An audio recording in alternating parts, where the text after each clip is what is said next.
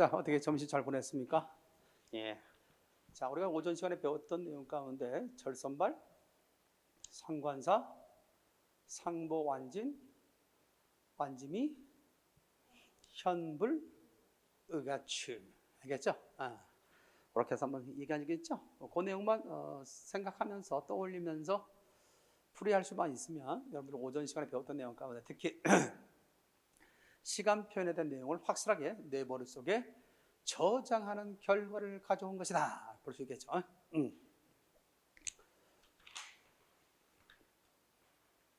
자, 이 시간에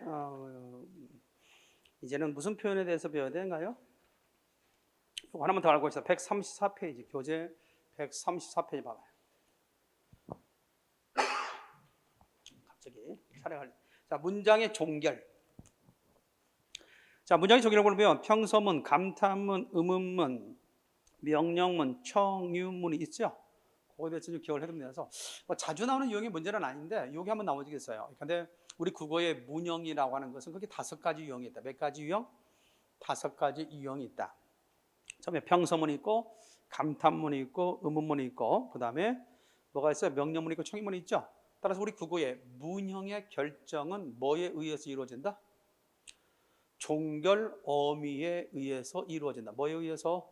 종결 어미에. 따라서 첫 번째 평서문, 감탄문, 의문문, 명령문, 청유문은 뭐에 의해서 이루어진다? 종결 어미에 의해서 이루어진다. 종결 어미. 여기까지 됐어요? 자, 뭐에 의해서 이루어진다? 다시 종결 어미에 의해서 이루어진다. 이렇게 해서 정리하면 되겠습니다. 자, 그런데 이것을 이제 가끔 시험문제 나왔을 때 평서문이나 감탄문이나 의문문이나 명령문, 청유문을 뭘로 바꿀 때? 인용문으로 바꿀 때 그 변환 장치에 대해서 기억해둬야 돼. 그런데 평서문을 인용문으로 고칠 때 거기 미음에 동그라미, 미음. 평서문이 간접 인용절로 안길 때는 종결 어미 모두 뭘 바뀐다는 점? 다로 바뀐다는 점. 정리됐죠? 영희는 책을 읽었다, 영희는 책을 읽었다고 한다. 됐습니까? 다만 서술격조사 근데 영희는 공무원이다 할 때 영희는 공무원이라고 한다. 있습니까? 이때는 이 라가 직접 인용격조사 라고가 아니라 서술격조사 이다에서 이 아래 다가 리을 바뀐 거라고 했죠? 기억납니까? 그래서 이와 같이 주로 평서문이 간접 인용문이 될 때는 다로 끝난 상태에서 고만 붙이면 된다라는 사실이고요. 특별히 서술격조사 이다인 경우는 이 아래 다가 라로 바뀌어서 이라고가 된다. 그것만 기억해두면 될 것 같습니다. 자, 두 번째 감탄문입니다. 감탄문도 역시 디귿 동그라미 해놔.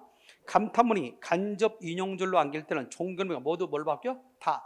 보통 우리가 감탄형 어미로서는 뭐가 있죠? 감탄형 어미로서는 뭐가 있죠? 구나가 있죠. 구나. 생각납니까? 뭐 구나다 이렇게 얘기했잖아요. 구나, 뭐 알아, 어라 있지 않습니까? 그렇게 되어 있는 상황임을 우리는 알 수 있죠. 따라서 감탄문인 경우에 있어서 구나, 그 다음에 알아, 어라 형태의 감탄문은 무조건 뭘 바뀐다는 점 마지막에 종결어미는 다루다 바뀐다. 예를 들어서 철수는 공부도 잘하는군 할 때 영희는 철수가 공부도 잘한다고 한다. 뭘로 바뀌었어? 다로 바뀌었죠? 이런 식으로 감탄형 어미는 모두 뭘로 바뀐다? 다로 바뀌어서 간접 인용절화 된다. 라는 것을 기억하면 되겠습니다. 자, 의문문. 자, 의문문과 관련돼서 보면 그것도 디귿의 동그라미. 의문문이 간접 인용절로 안길 때는 종결 어미 모두 느냐 또는 냐로 바뀐다라고 되어 있지. 그래서 이 꽃이 예쁘니라고 할 때 영희는 이 꽃이 예쁘냐고 물었다라고 되어 있죠. 이렇게 대체적으로 보면 의문문이 간접 인용절로 안길 때는 느냐, 냐 형태로 바뀌어서 고로 붙이면 된다는 걸 기억하면 되겠습니다. 자, 명령문입니다. 명령문도 보통 아라나 어라잖아. 근데 이것이 간접 인용절로 될 경우는 이것도 뭘로 바뀌어? 그냥 말 그대로 간접 인용절에 붙는 명령의 어미는 을화 형태가 해서 받침이 있을 때는 매기문 을을 쓰고 받침이 없을 때는 나만 쓰면 되지. 그래서 거기 밑줄자 비읍. 명령문이 간접 인용절로 안길 때는 종결어미가 모두 간접 명령문의 형태라로 바뀐다. 됐습니까? 그래서 어떤 식의 문제가 나올 수 있어? 다음 중에서 평서문이랄지 평이 감명청, 평서문, 의문문, 명령문, 감탄문, 그다음에 청유문을 간접 인용절로 바꿨을 때 그 형태가 잘못된 것은 그 바뀜이 잘못된 건 나올 수 있겠지. 그럴 때 그 방법을 좀 잘 기억해 둘 필요가 있다. 특히 그 중에서 청유문은 무조건 뭘로 바꾼다는 점? 자로 바꾼다는 점. 뭘로 바꿔요? 자로 바꾸고 의문문 같은 경우는 느냐나 야로 바뀌고요. 나머지는 다 뭐예요? 끝에가 다로 끝난다는 사실을 알 수 있죠. 그렇죠? 그런 식으로 해서 간접 인용줄로 바뀐다라고 하는 걸 기억해 두면 될 것 같습니다. 그 다음에 또 하나 기억해야 될 것 중에 하나가 뭐냐면 명령문, 명령문 관련돼서 교재 135페이지. 명령문과 관련돼서 135페이지 보니까 직접 명령문, 간접 명령문, 허락 명령문, 높임 명령문, 낮춤 명령문이라고 되어 있죠. 그 부분에 대해서 기본적인 기억이 되겠습니다. 자, 예컨대 우리가 보면 그 중에 직접 명령문과 간접 명령문을 좀 알아둘 필요가 있는데, 직접 명령문은 용언의 어간에 아라를 붙이는 거죠. 용언의 어간에 아라를 붙이면 직접 명령문 되고, 용언의 어간에 받침이 있을 때는 매개몸 을을 넣고 받침이 없을 때는 라만 붙여서 간접 명령문을 만들 수 있죠. 내 말 이해됩니까? 다시 한번 얘기합니다. 직접 명령문은 뭘 붙인다 나왔지? 그렇지. 아라, 용언의 어간에 명령문. 명령문은 두 가지가 있다. 직접 명령문 있고 그 다음에 뭐가 있다는 점 나왔지? 간접 명령문. 그래서 직접 명령문은 용언의 어간에 아라나 어라라는 것을 직접 명령문이라고 하고, 그 다음에 간접 명령문은 용언의 어간에 매개몸 의에다가 라를 붙이는 거, 이렇게 해서 직접 명령문과 뭐로 나눌 수 있다는 점? 간접 명령문으로 나눌 수 있다는 점 기억이 돼요. 자, 예를 들어서 먹다라는 말이 있어. 먹다의 직접 명령 뭐죠? 시작. 먹어라지. 간접 뭐가 되겠어요? 먹으라. 됐죠? 그래서 먹다에 대해서 직접 명령은 먹으라가 되고, 간접은 뭐가 된다? 먹으라가 된다. 정리됐지? 자, 그렇다면 하나 고르다가 있어. 자, 고르다의 직접 명령 뭐가 되죠? 고르 플러스 아라가 오게 되면 뭐가 탈락하고 의가 탈락하고 리을이 넘어가고 어간 리을을 첨가된다. 그래서 뭐가 된다 했지? 골라라가 되죠. 근데 간접은 뭐가 되겠어요? 고르라가 되죠. 고르라. 이런 식으로 이제 생각해두면 된다. 그죠? 따라서 직접 명령문과 간접 명령문 형태를 알겠습니까? 그렇다면 이런 간접 명령문은 주로 어디에 사용될까? 자, 여러분들 교재도 제시가 되어 있습니다. 간접 명령문 교재 135페이지. 자, 거기다 옆에다 밑줄 쫙 해놓으실까요? 거기 잠깐 좀 위로 좀 올려야 되겠는데 좀 그렇게 되어 있군요. 자, 거기 보면 간접 명령문은 매체를 통한 간접적 발화 상황, 이를테면 글이나 신문 기사의 제목, 시위 군중의 구호, 플래카드의 내용으로 쓰인다. 나옵니까? 나오지? 거기다 밑줄 쫙 해놔. 자, 거기다 밑줄 쫙 박스 해놓고 밑줄 쫙 해놓을 필요가 있습니다. 간접 명령문은 매체를 통한 간접적인 뭐다 같이 발화 상황, 이를테면 글이나 신문 기사의 제목, 시위 군중의 구호, 그 다음에 플래카드의 내용으로 쓰인다라고 하는 거 기억할 수 있겠죠? 그 내용을 알고요. 자, 그러니까 신문 기사 같은 경우도 보면 정부는 각성하라, 사주는 각성하라 이렇게 나올 때 있죠. 그때 그 각성하라는 다른 사람을 낮춰서 이루는 것이 아니라 그 밑에처럼 간접 명령문은 높인 것도 아니고 낮춘 것도 아닌 높임과 낮춤의 중화 있어 없어요? 있지? 밑줄자. 간접 명령문은 높임과 낮춤의 뭐다 같이 중화 표현에 해당한다. 알겠지? 높임과 낮춤의 중하다라고 하는 걸 기억하면 되겠고, 그러니까 높인 것도 아니고 낮춘 것도 아니다. 이렇게 정리할 수 있겠죠. 따라서 이런 간접 명령문 형태를 주로 어디에 사용한다는 점? 신문 기사의 그런 제목이나 또는 시험지 등에서 또는 구호 등에서 인쇄 매체 등에서 주로 이런 간접 명령문을 사용한다. 그래서 어떤 문제가 나왔을 때 많은 수험생들이 어려움을 겪었냐면 심지어는 선생들조차도 가르치는 수험의 현장에서 가르치는 선생조차도 문제의 방향성을 잃어서 틀리는 것들이 있거든요. 그런데 그 밑에 문제입니다. 상당히 오래됐지만 좋은 문제라 계속 실어놓고 있습니다. 그 밑에 하단에 문제 있죠. 다음은 신문기사의, 여기서 초점 뭐예요? 신문기사의 표제라는 게 초점이야. 신문기사의 표제의 일부이다. 가에서 나중 어법에 맞게 고쳐야 할 것은 뭐냐 나와 있죠. 그러면 신문기사의 표제에는 주로 어떤 명령문이 사용된다? 간접 명령문이 사용된다. 그래서 항상 노력하라. 있어 없어요? 있죠? 간접 명령이죠? 용언의 어간에 람만 붙였잖아. 두 번째, 성실하게 임하라. 이것도 마찬가지죠. 그다음에 세 번째, 밝게 웃으며 인사하라. 열심히 실력을 쌓아라. 있습니까? 그렇다면 결국 거기에 가나 다는 뭐예요?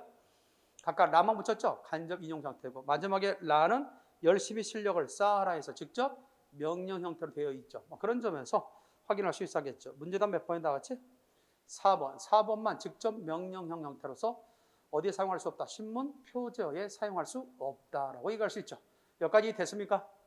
따라서 신문, 표제어나 또는 구호 또는 시험지 등에서 여러분들 마찬가지죠. 시험 볼 때 알맞은 답을 골라라 그래, 고르라 그래, 고르라 또는 고르시오 이렇게 나오죠. 간접 명령 형태로 나온다는 것을 기억할 수 있어야 되겠습니다. 이렇게 해서 다시 한번 정리한다면 우리 국어의 문형의 결정은 뭐에 의해서 이루어진다? 다 같이 우리 국어의 문형의 결정은 뭐에 의해서 이루어진다? 그렇죠. 종결 어미를 통해서 이루어진다. 그리고 하나 더 배웠던 것 중에 하나는 이러한 우리 국어에 있어서 평서문이랄지 의문문, 그다음에 감탄문, 명령문, 청임문 같은 경우에 있어서 그 간접 인용문으로 바꾸는 전환에 대해서 기억한 적이 있죠. 뭐만 빼놓고는 다 찾아보면 의문문과 그다음에 청임문에 있어서 느냐, 냐 또는 자만 빼놓고는 전부 다 나머지를 다 다로 바꾸어서 결국 인용절로 인용절이라 잘못했어요. 간접 인용문을 만든다는 거에 그렇게 생각할 수 있죠. 물론 간접 인용절이 되겠죠. 자, 이렇게 해서 정리해 두겠습니다. 여기까지만 기억해 둔다면 될 것 같고요. 여기서 앞권이라고 했던 가장 중요한 포인트는 135쪽에 하단에 있는 그 문제였어요. 따라서 신문 표제에 사용되는 제목에 사용되는 명령문의 형태는 간접 명령문을 쓴다는 것 잘 정리해 두죠. 만약에 포인트를 잘못 잡으면 뭐 때문에 여기 틀린 거야? 막 어떤 사람 막 서술로 자릿수를 갖다가 이야기하는 사람도 있었고 막 아주 이 문제를 가지고 다양한 그런 논리와 방법을 통해서 풀었지만 결국은 뭐의 문제였다는 점? 그렇죠. 간접 명령문과 직접 명령문을 구별할 수 있는가에 대한 문제였다라고 하는 초점을 잘 기억해 둘 필요가 있습니다. 자, 그 다음에 이제 우리가 소위 있죠? 시부 높사피. 자, 물론 높임법이 이제 뒤에 나오겠지만 이제 여러분들 교재를 써서는 135페이지에 피동편부터 나오죠? 순서적으로 해서 높임표는 뒤에 벽이로 하고 피동편부터 먼저 하도록 하겠습니다. 시부 높사피에서 시간 표현, 그 다음 뭐가 했다? 시작. 부정 표현, 그 다음 뭐가 했다? 같이. 그 다음 뭐가 있어? 높사피니까 높임 표현, 사동 표현, 피동 표현이 있죠? 근데 순서적으로 여러분들 교재는 피동 표현이 먼저 나오니까 피동부터 먼저 하고 이어서 하도록 하겠습니다. 알겠죠? 외울 때는 뭘로 외우는 게 좋아? 시부 높사피. 시작. 문법의 여러 표현에 있어서는 뭐가 있다? 시부 높사피가 있다. 시간편이다, 부정편이다, 그 다음 뭐가 있다? 시다. 높임편이다, 사동편이다, 피동편이다. 이런 것들이 뭐냐? 우리가 뭘 알아야지? 문법의 여러 표현을 통해서 우리가 뭘 알아야지? 어떤 것을 공부해야지? 라고 할 때 언뜻 잘 떠오르지 않을 때 시부 높사피. 시작. 시부 높사피. 뭐 시간표는 뭐지? 그럼 또 뭘 떠올라? 절선발, 상관사, 상부완진, 의가추, 현불, 의가추 잘말해서 완지미, 현불, 의가추. 됐죠? 이거 떠올리면 그것만 풀어할 수 있으면 시간 표현 다 끝나는 거 아니야. 그렇지? 그 다음에 이제 두 번째입니다. 무슨 표현에 대해서 먼저 보인다? 피동 표현부터 설명하도록 하겠습니다.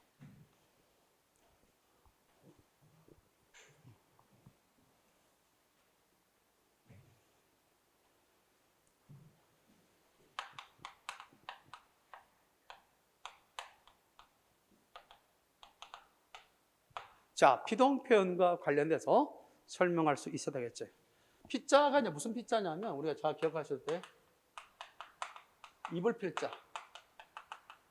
피동이다. 알겠죠? 그래서 피동이라는 것은 일종의 뭐라는 의미냐면 당하다는 의미로 쓰이게 됩니다. 당하다. 당하다는 의미를 갖고 있으면 피동이다라고 할 수 있죠. 제 힘으로 하는 것보다 남의 힘을 입어서 하거나 남으로부터 어떤 힘을 얻었을 때 그걸 뭐라고 그래? 피동이다 할 수 있죠. 입을 피자 써가지고 입을 당할 피자라고 해요. 보통 한자절이 이것이 오디자 있죠? 오디자. 이 오디자잖아. 옷을 붓으로 가면 이렇게 모양이 바뀝니다. 근데 옷을 입을 때 우리는 어디다 입어? 지금같이 말이죠. 여러 겹의 옷을 입는 게 아니잖아. 뭐 속옷 따로 입고 뭐 겉에 있는 옷 따로 입고 있는 것이 아니라 옛날에는 그냥 한번 딱 입으면 그것이 속옷도 되고 겉옷도 됐죠. 그런 시절이 있었잖아. 그렇기 때문에 우리는 옷을 어디다 입어?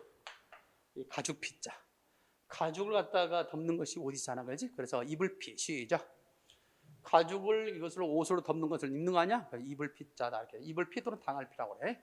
자, 여기서 피동이라는 것은 뭐와 대응될 수 있느냐? 피동이라고 하는 것은 뭐와 대응되냐면 능동과 대응됩니다. 자, 피동은 뭐와 대응된다? 같이? 능동과 대응된다. 이렇게 생각할 수가 있겠습니다. 자, 피동은 뭐에 대응되는 말이다? 능동에 대응되는 말이다. 이렇게 정리를 해도 되겠죠.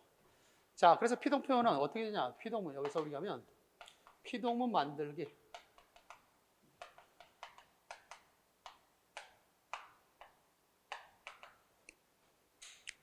자, 이거는 파생적 피동이라는 게 있어. 파생적 피동이 있다. 그 다음에 통사적 피동이 있다. 자, 이렇게 해서 파생적 피동이 있고, 그 다음에 뭐가 있다? 통사적 피동이 있다. 파생적 피동 같은 경우는 용언에 어근에 피동 접사를 넣은 거다. 자, 용언에 어근에 피동 접사. 그렇다면 우리 국어에 피동 접사에는 뭐가 있을까? 이, 히, 리, 기. 이겠죠? 이히리기. 그렇다고 하나 더 넣으면 대다 같은 경우를 더 넣을 수 있어요. 이히리기 대다. 시작. 이히리기 대다. 이런 것들이 접사로 썼을 때는 뭐가 된다? 파생적 피동. 그러니까 단어를 만들어서 우리가 먹다란 말이 있잖아. 먹다 있죠? 먹다가 있으면 먹히다 있지? 히를 넣음으로써 피동사를 만들 수 있는 거죠. 그렇게 해서 피동문을 만들 수도 있다는 거야. 그래서 파생적 피동. 이렇게 접사를 통해서 이루어진 피동문을 파생적 피동이다 라고 얘기할 수 있는 거고, 그다음에 통사적 피동은 문장 구조상의 피동이죠. 예컨대 보면 용언의 어간에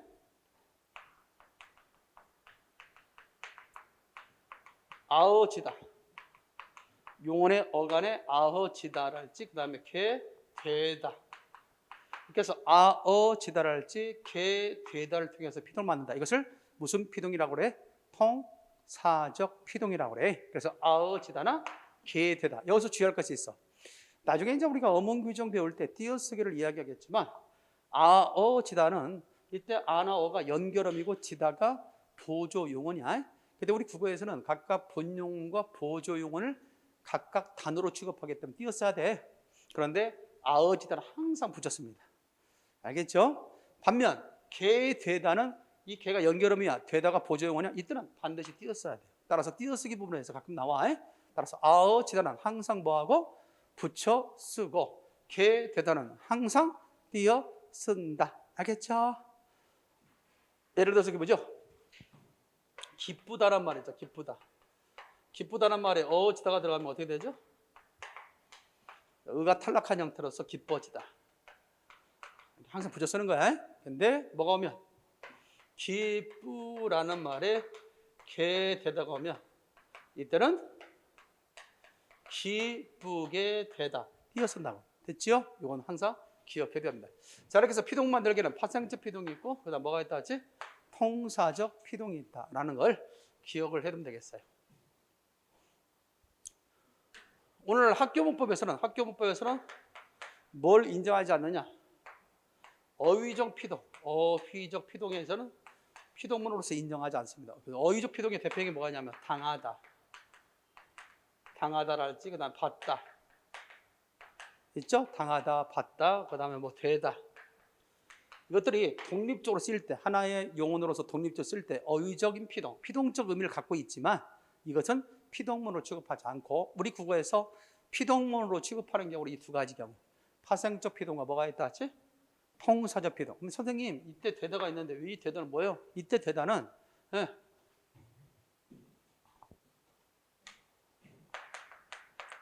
되다가 접사로 쓸 때 있죠.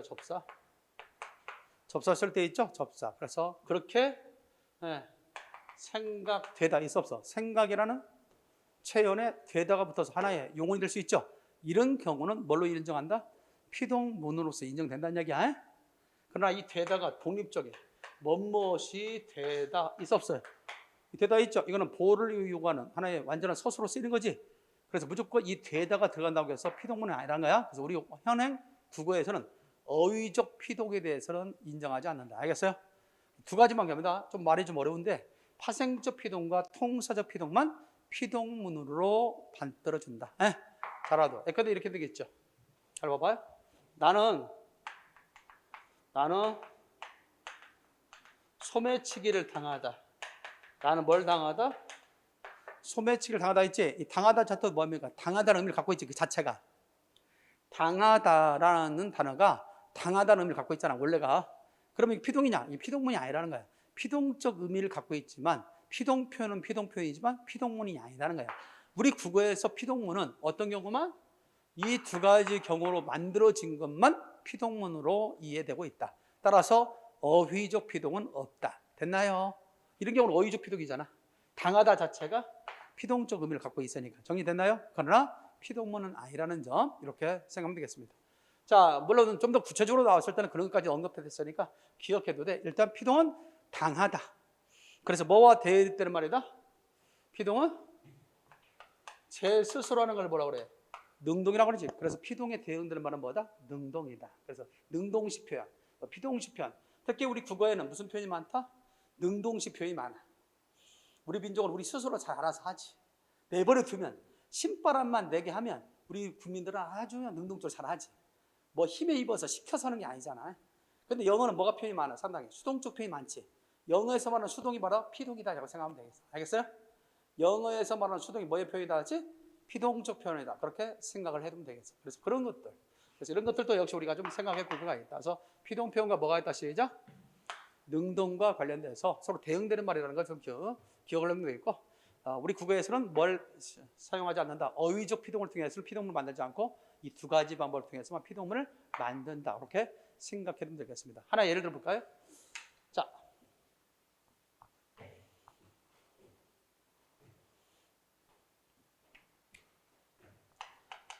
토끼에게는 좀 아픔이 있겠지만 늑대가 토끼를 뭐 했다 하지? 잡았다. 자, 늑대가 뭘 잡았다? 토끼를 잡았다. 그러면 토끼 입장에서는 뭐에 대해서? 늑대가 토끼를 잡았다. 토끼 입장에서는 늑대에게 잡힌 바를 당한 거지. 따라 토끼가 누구에게? 늑대에게 뭐 했다? 잡히다. 히라는 피동접사가 들어간다 이거지.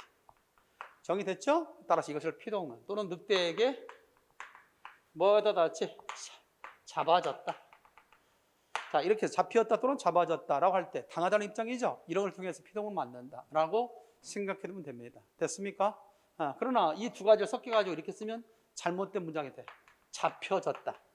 이러면 이중피동이나 히라는 피동접사 들어가는데도 지다를 통해서 또 피동을 만들었지. 그래서 잡혀졌다라는 표현이 나오면 이거는 이중피동이기 때문에 결국 잘못된 표현이다. 지나친 피동 표현이다. 잡아졌다 또는 잡혔다 그래야지 잡혀졌다면 잘못된 표현이다. 알겠죠? 이것도 역시 어법에 맞는 문장과 관련돼서 더러 시험 문제 출제된 적 있다. 자, 그 다음에 하나 기억해 둘 수 있는 것이 있어. 뭐가 있냐면 교재. 교재와 관련돼서 거기 하나 알아둘 것이 있는데 거기 있습니다. 아이고. 뭐 열심히 책을 내다 보니까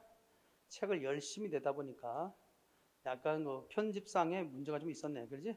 거기 뭐 피동표현이라고 하는 것이 135페이지에 있는데 또 136페이지 보면 피동표현 나와 안 나와? 열심히 책을 쓰다 보니까 다음에는 좀 그것을 바꿔야 되지 않겠냐 이렇게 생각합니다. 아마 거기에 문제가 좀 있었던 것 같아요. 자, 교재 그래서 136페이지를 보면 확인할 수 있겠네. 내용상 오류는 없으니까 일단 편집이 잘못돼서 똑같은 내용이 앞에 더 있는 것 같아요. 자, 거기 보면 탈행동적 피동 136페이지에 보면 탈행동적 피동 나와요? 나오지. 거기다 밑줄자. 자, 이렇게 새로운 용어가 나오고 낯선 용어들이 나오면 반드시 그걸 뭐 해야 돼? 숙지해야 된다는 거예요. 가끔 뭐가 나올 수 있어? 시험 문제. 다음 중 탈행동적 피동과 관련된 걸 찾아라. 나올 수 있겠지. 그럼 탈행동적 피동에 대해서 모르면 안 될 거 아니야. 그렇지? 탈행동적 피동이란 게 뭐냐?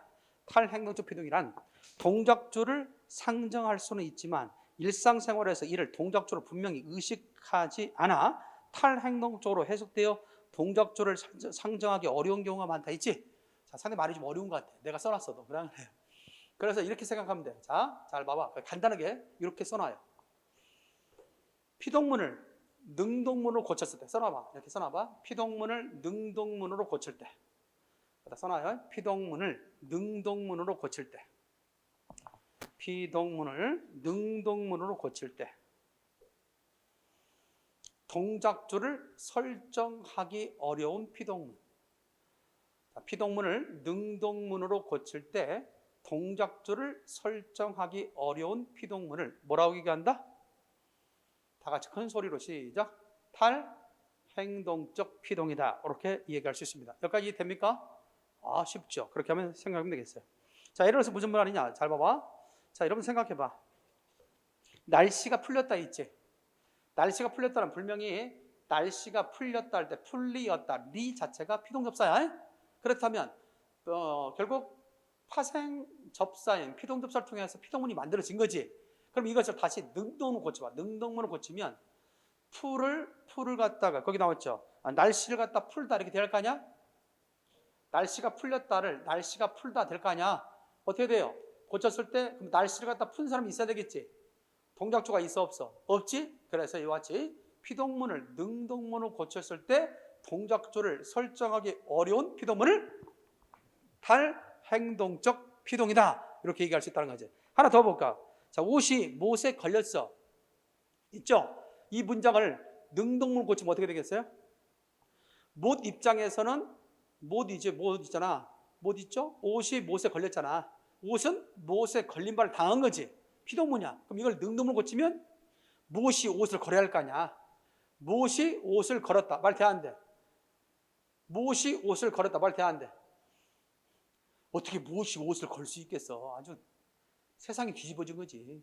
천지개벽한 거지. 여러분 생각해봐. 못이 탁탁탁 나오더니 옷을 탁탁탁 무슨 이것은 뭐 위험 영화에서나 볼 수 있는 거지. 에? 판타지 같은 영화에서나 볼 수 있는 거지. 어떻게 이게 될 수 있겠냐? 안 되죠. 그러니까 옷이 못을 걸 수 없지. 그러니까 그에 대응되는 뭐가 없어? 능동문이 없잖아. 이럴 때를 탈행동적 피동이라고 하는 거야. 자, 내 말 좀 이해됐습니까? 다시 한번 아직 이해가 안 됐다면 또 하나 해볼게요. 잘 봐봐요.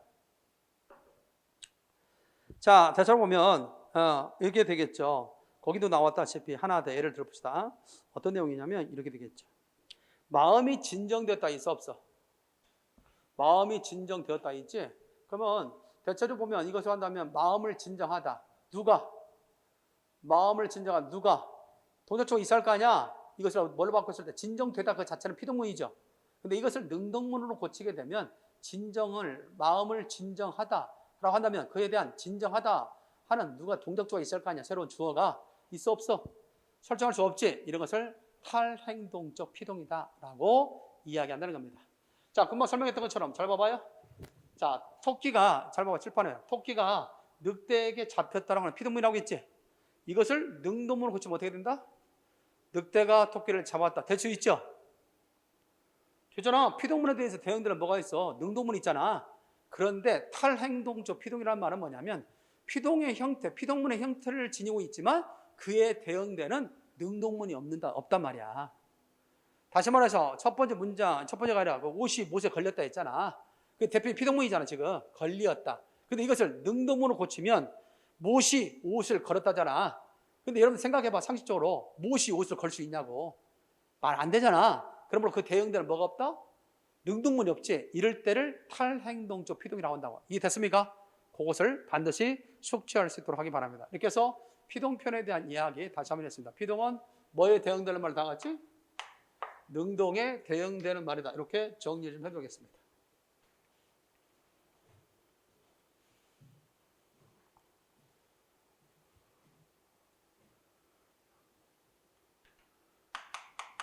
자, 그 다음에 우리 기억할 수 있는 게 사동이라는 게 있습니다.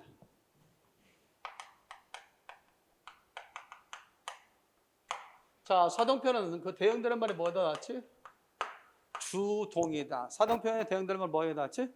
주동이다 라고 얘기할 수 있습니다. 자, 이러한 사동편은 사자가 무슨 사자냐면 여러분 다 알다시피 시킬사. 무슨 사? 시키다. 그러니까 시키다라는 의미를 갖고 있으면 사동편이다. 따라서 내가 행동의 주체가 되는 게 아니라 남의 걸 시켜서 행동하게 만드는 것을 사동이라 한다. 따라서 사동에 대응되는 말이 뭐다 같이? 주동이다. 이렇게 얘기할 수 있죠. 자, 그렇다면 여기서 사동문 만들기를 한번 해볼까? 사동문.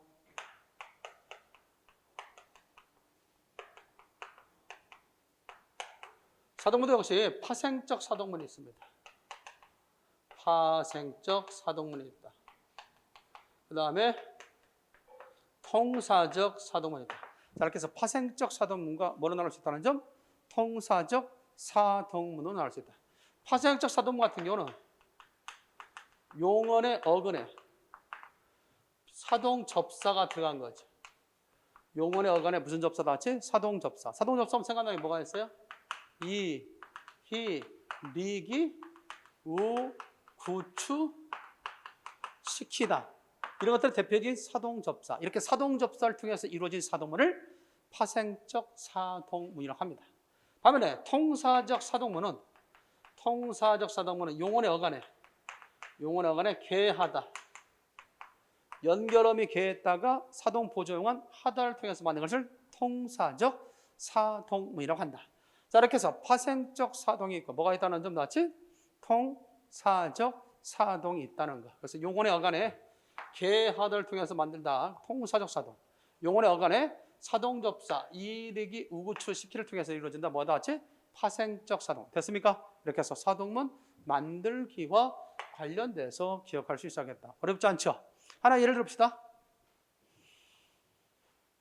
마찬가지로 여기도 역시 어휘 사동문은 인정하지 않습니다. 어휘 사동문. 대표적으로 이해할 수 있는 게 뭐냐면 독립적으로 쓰이는 말, 시키다, 명령하다, 뭐 지시하다. 이런 말들이 있죠? 이런 것들은 대체적으로 그 자체의 의미가 뭐가 있지만 시키다라는 의미를 갖고 있지만 우리 국어에서, 현행 국어에서는 또 현행 학교 문법에서는 사동문으로 인정하지 않습니다. 뭘로 쓰일 때만? 시키다가 접사로 쓰일 때만 해당되는 거야. 자, 이런 것들이죠. 잘 봐봐. 하나 처음 보면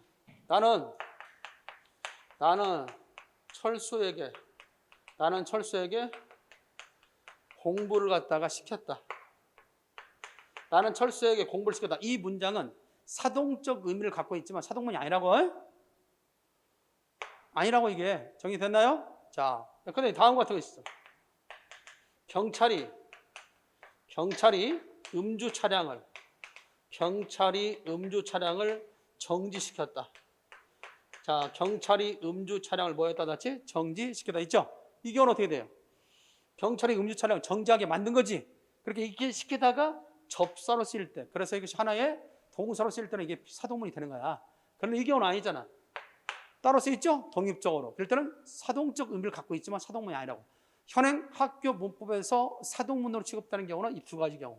파생적 사동문과 통사적 사동문, 개하다를 통해서 이루어진 사동문만 사동문으로 인정한다. 알겠지? 그 단어의 의미가 시키다는 의미를 갖고 있다 할지라도 이거는 사동문으로 취급하지 않는다. 알겠지? 현행 어디에서? 학교 문법에서. 오늘 지금 우리가 하고 있는 학교 문법이 있죠? 학교에서 배우는 문법에는 그렇게 해서 사동문으로서 두 가지 경우만 사동문으로 취급한다는 사실 기억해 두면 되겠어요. 그러면 다음 중에서 뭐 요즘에 그런 고리타분한 문제는 잘 안 나오겠지만 그래도 혹시라도 나왔다면 해결해야 되겠지. 다음 중에서 사동문이 아닌 걸 찾아라. 그러면 이런 거 찾아야 돼. 이거 사동문이 아니야? 그 자체가 사동적 의미를 갖고 있지만은 그래서 사동적 표현이긴 하나 사동문은 아니다라고. 알겠죠? 이렇게 해서 정리 좀 해두면 되겠습니다. 자, 하나 예를 들어봅시다. 여기까지 정리했어요? 지워도 되겠습니까?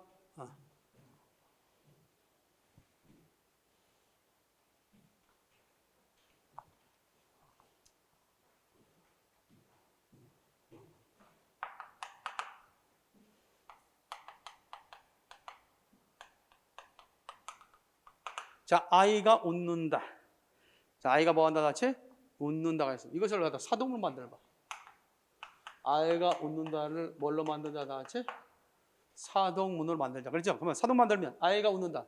뭐가 필요해? 새로운 동작주가 필요하지. 그렇지? 그러면 아이를 웃게 만든 사람 필요하잖아. 이것을 새로운 동작주라고 그래. 새로운 동작주. 누구를 웃게 하겠어 그러면? 웃다의 주체는 아이죠? 아이가 제 스스로 웃는 거죠. 이걸 자동사라고 그래요. 웃다가 자동사에 한 주동문이죠. 자, 자동사 주동문에서 주어는 사동문으로 가게 되면 뭘로 간다? 목적으로 오게 돼 있어요. 아이를. 그래서 이때 새로운 동작수를 대표적으로 엄마를 대세는 엄마가 아이를 뭐 한다? 시작. 웃긴다. 사동접사 기를 넣어서 웃긴다 할 수 있죠. 또는 통사적 사동문으로 바뀐다. 뭐가 되지? 웃게 한다. 되겠죠? 이렇게 해서 사동문 만들 수 있다는 거지.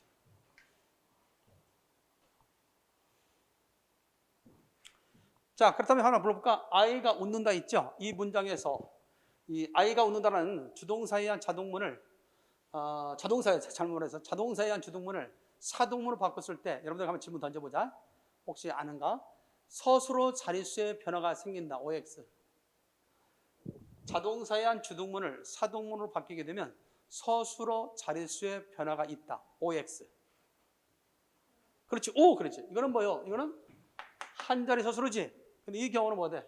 웃긴다. 반드시 뭐가 필요해? 목적어가 더 요구되지.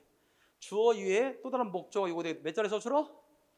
두 자리. 그래서 주동문이 사동문으로 전환할 때 서술어 자릿수의 변화가 있다면 맞는 말 틀린 말? 맞는 말이 된다. 이렇게 정리할 수 있겠습니다. 하나만 더 해볼까요?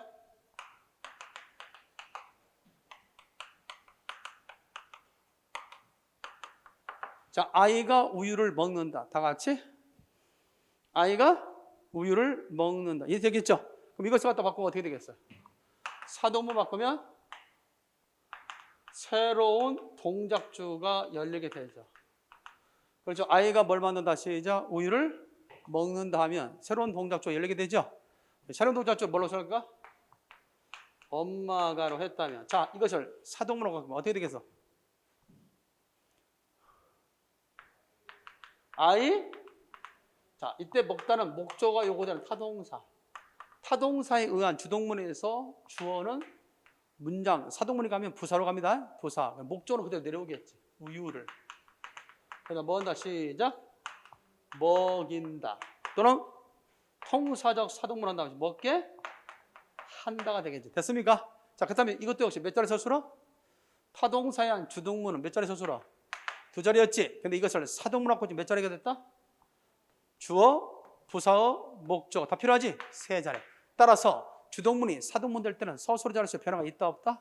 있다. 필연적으로 나타날 수밖에 없어. 필연적으로 서술어 자릿수가 늘어납니다. 그런데 피동문일 때는 필연적으로 늘어나지 않아. 변하지 않거나 변하는 경우도 있지만 변하지 않는 경우가 일반적이야. 아까도 얘기했지만 봐봐. 늑대가 토끼를 갖다 뭐하다 나왔지? 잡았다 했지? 이것을 피동문으로 고치면 어떻게 된다고 했지? 토끼가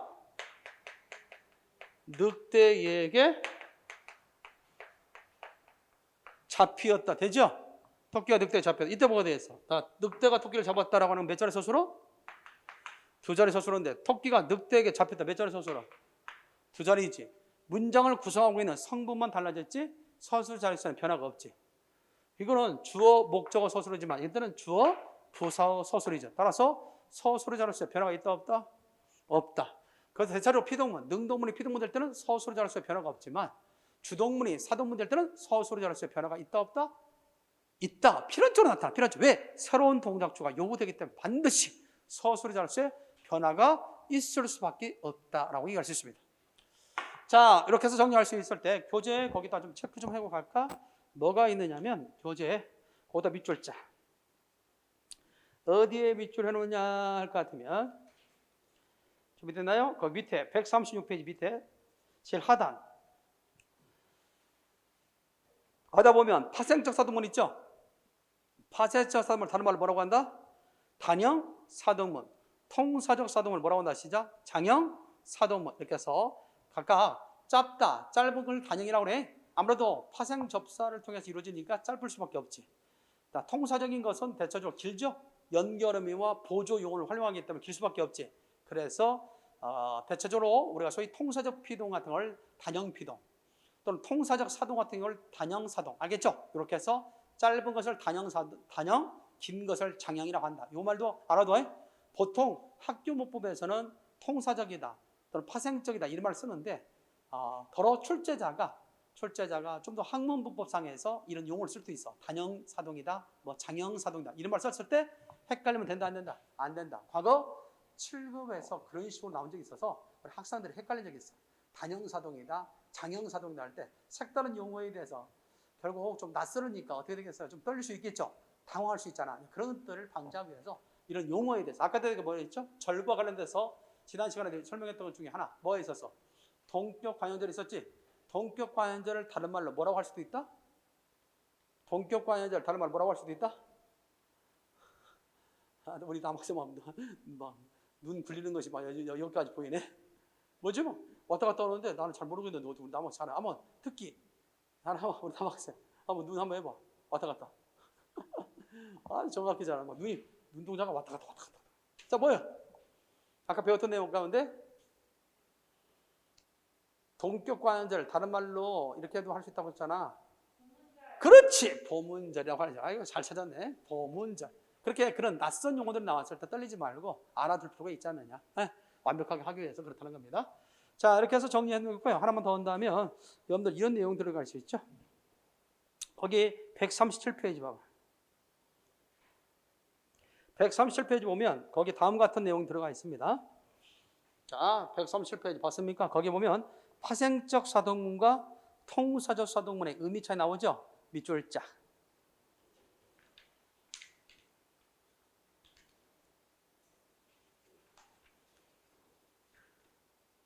밑줄 했어요? 자, 다시 한번. 파생적 사동문과 통사적 사동문의 무슨 차이? 의미 차이가 있어요. 보통 우리가 파생적 사동문 같은 경우는 어떤 행위를 나타낼 수 있냐면 직접 행위 미침과 간접 행위 미침 둘 다 나타낼 수 있다는 점에서 중의성을 가져. 자, 예를 들어서 여러분들 잘 들어봐봐. 엄마가 오늘 날 갯날이야. 그래서 이제 밖에 나갈 수밖에 없어. 그때 이제 어린 딸이 있어. 그리고 그 위에는 언니가 있어. 그래서 그 언니에게 부탁하는 거야. 야, 순이야, 내가 엄마가 일이 있어서 밖에 나갔다 올 테니까 너 동생 밥 좀 먹여라 이렇게 하고 당부하고 갔어. 알겠죠? 자, 그렇다면 이제 돌아왔어. 엄마가 갯날 마치고 돌아왔어요.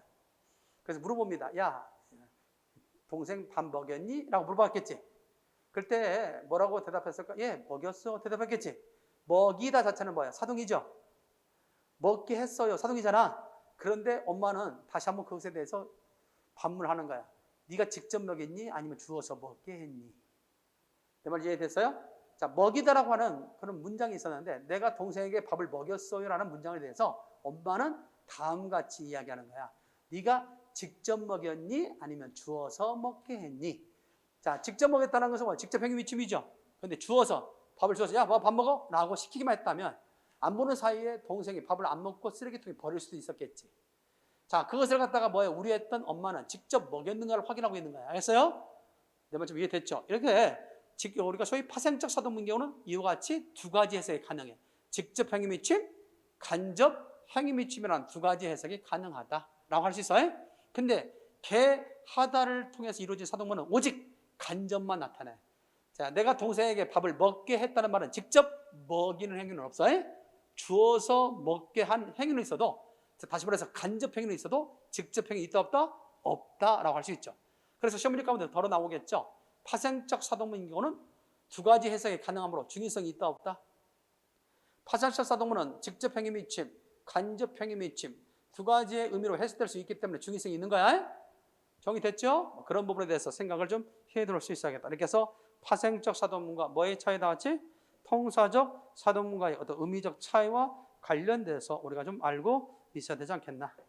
자, 어렵지 않죠? 그 내용에 대한 것들만 생각해 두면 될 것 같아요.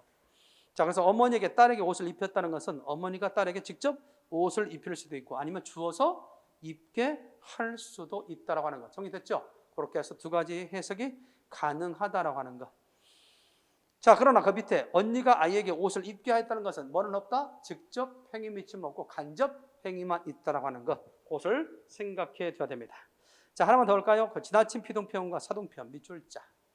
자, 물론 넘어가기 전에 하나만 더 언급하고 갑시다. 아무리 파생적 사동문일지라도 항상 직접 행위와 간접 행위 둘 다 두 가지의 의미를 갖고 있는 건 아니야. 그런데 정보가 추가되면 파생적 사동문이라 할지라도 직접 행위 또는 간접 행위만 나타낼 때 있어요. 다시 한번 정리합니다. 머릿속에 넣어둡시다. 파생적 사동문은 직접 행위 미침과 간접 행위 미침을 다 나타낼 수 있어요. 자, 중의성이 있을 수 있어. 그러나 개, 하다를 통한 통사적 사동문은 오직 간접 행위만 나타낸다. 그러나 파생적 사동문일지라도 정보가 추가되면 간접 행위 또는 직접 행위로만 해석될 때가 있다라는 것을 알아야 돼. 무조건 파생적 사동문이 나온다고 해서 중의성이 있다면 안 된다는 거야. 정보가 추가되면 결국 중의성이 해제됩니다. 예를 들어서 봐봐. 팔이 다친 동생에게 밥을 먹여줬다. 이거는 직접 행위야, 간접 행위야? 정보가 추가됐지. 팔을 다친 동생이야. 팔을 다친 동생이기 때문에 그렇다고 해서 발가락으로 밥을 뭐라 할 수는 없잖아. 발가락으로 숟가락을 들고 일반적인 상식상 팔을 다쳤기 때문에 숟가락을 들 수 없어서 숟가락을 들 수 없으니까 어떻게 돼? 밥을 직접 먹여주겠지. 그러니까 여기는 간접 행위 미침이 없다는 거야. 직접 행위 미침만 드러난다. 됐나요? 반면에 다음 같은 경우도 있죠. 예를 들어서 보면 오랜만에 찾아온 조카를 그냥 보낼 수 없어 밥을 지어 먹여보냈다. 밥을 지어 먹여보냈다. 어때요? 이 경우는 직접 행위 미침은 없지. 아무리 그런다고 해도 조카를 억지로 너 밥 안 먹어? 하면서 막 숟가락을 떠서 막 먹이는 그런 건 없을 거 아니야. 따라서 간접 행위만 있다. 다시 한번 정리한다. 파생적 사동문이라고 해서 항상 직접 행위 미침과 간접 행위 미침이라는 두 가지를 항상 의미한다고 볼 수는 없어. 정보가 추가되면 때에 따라서는 직접, 때에 따라서는 간접 의미만 이해될 때가 있다. 다만 기억해야 할 것은 개하다를 통해서 이루어진 사동문 있죠. 개하다를 통해서 이루어진 사동문 있죠. 그 개하다는 뭐다 같이? 개하다를 통해서 이루어진 사동문은 뭐에다 같이? 그렇지. 통사적 사동. 시작. 통사적 사동인 경우는 오직 간접으로만 이해되지 직접으로 이해할 때는 없다는 거지. 됐습니까? 그런 정도로 해서 생각을 좀 해둘 수 있어야겠다. 그 다음에 아까 설명했지만 지나치 피동과 뭐가 있다 같이? 사동표현이 있습니다. 지나치 피동은 능동식 표현을 사동식 표현을 쓸 때 아니고 피동식 표현을 쓸 때도 역시 지나치 피동이 되는 거죠. 그런데 이러한 성격 때문에 당해지는 당하다 자체가 피동적음을 갖고 있지. 근데 그것을 다시 어지다를 통해서 당해지는 이중화시켰죠? 이것도 역시 지나친 피동에 속한다는 것. 하나 더 한다면 그 밑에 봐봐. 이중피동. 나도 그렇게 생각되어지더라 있지. 이때 되다 자체가 피동적 의미를 갖고 있지. 접사로서. 근데 거기다 다시 통사적 피동인 어지다를 넣었죠? 이중피동. 이런 것들은 전부 다 잘못된 피동이다. 지나친 피동이다. 이런 지나친 피동은 뭐의 영향으로 많이 나와? 영어식 표현. 지나친 영어식 표현을 갖다 즐겨하다 보니까 이런 영어식 표현에는 뭐가 많이 나오지? 피동적 표현, 다시 말해서 수동적 표현이 많이 나오지. 그러다 보니까 그것이 우리말식 표현인 줄 알고 잘못 쓰는 경우가 왕왕 있더란 얘기죠. 우리 국어는 대체적으로 피동식 표현보다는 어떤 표현이 자연스럽다? 능동식 표현이 자연스럽다. 그런 것을 잘 기억해 두겠습니다. 뒤로 넘겨봐. 지나친 사동 표현. 자, 지나친 사동 표현과 관련해서 하나 기억해 둘 것이 있죠. 자, 지나친 사동 표현. 자, 여러분 시키다를 갖다 우리가 남용했는지 시키다를 남용하지 않았는지를 확인하려면 그 시키다 대신에 하다를 넣어라. 뭘로 봐라? 하다. 그다 하다의 밑줄자. 하다를 쓸 수 있는 자리에 시키다를 사용하면 지나친 사동 표현이다. 예를 들어서 절차를 구체화시키고 있다. 있습니까? 절차를 구체화시키고 있다 있지? 이것을 시키다 대신에 하다를 넣어봐. 절차를 구체화하고 있다. 말 대안돼. 되지? 그러니까 이때 시키다는 남용된 경우다 라고 얘기할 수 있죠. 거의 시키다가 들어가면 거의 90% 이상이 다 남용된 경우가 있습니다. 그럼에도 불구하고 확실하게 검증하기 위해서는 시키다 대신에 뭘 넣어봐라? 하다를 넣어봐라. 자, 예를 들어서 문제 확인하고 가자. 교재 137페이지 와봐. 137페이지 왔지. 137페이지에 그 문제 봅시다. 2018년도에 지방직 9급에 나왔던 문제 밑에 사동법의 특징을 고려할 때 밑줄친 단어의 쓰임이 옳은 것이 나왔죠? 자, 그랬을 때 보면 그는 김 교수에게 박건을 소개시켰다. 소개했다. 말 돼? 되니까 시키다가 남용된 경우죠. 두 번째, 돌아오는 길에 병원에 들러 아이를 입원시켰다. 입원했다. 말 돼? 아이가 입원할 수는 없죠. 입원을 시켜야겠지. 그러므로 이때 시키다는 자연적으로 잘 쓴 것이죠. 생각이 다른 타인을 설득시킨다나 설득한다는 건 어때요? 되죠? 하다를 쓸 때 오히려 더 자연스럽습니다. 따라서 시키다를 남용한 경우 우리는 토론을 거쳐 다양한 사회적 갈등을 해소시키다. 해소한다. 말 돼? 되죠? 따라서 시키다가 남용됐는지 여부는 뭘로 대체해봐라? 하다로 대체해봐라. 자, 우리는 이 시간 뭘 배웠습니까? 다 같이? 그렇지. 사동 표현과 뭘 배웠다 같이? 피동 표현을 갖다 배우게 됐다라고 할 수 있죠. 물론 교재상 순서상으로 지금 우리가 같이 되어 있는 내용을 배우고 있습니다. 앞서는 우리가 시간표현에 대해서 배웠죠? 이 시간에 첫 시간에는 사동과 피동에 대해서 얘기했다는 점. 가끔은 이런 식의 문제, 사동문과 피동문에 대해서 기본적으로 이해하고 있는가?